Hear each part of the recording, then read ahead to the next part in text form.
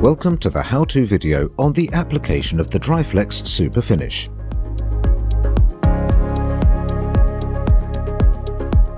Please consider the safety information when using our products.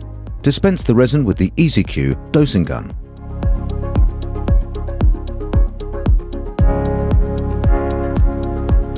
Mix the Dryflex to an even colour and then spread the resin as flat as possible on the mixing plate.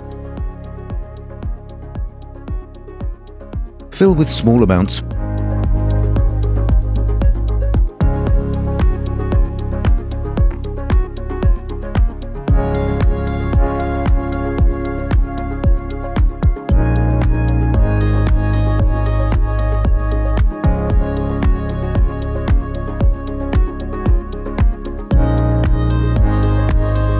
Remove the amine layer from the epoxy by sanding the repair for a good adhesion of the paint system.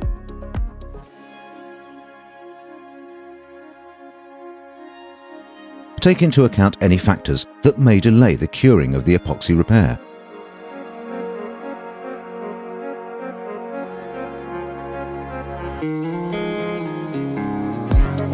Good luck with your repair.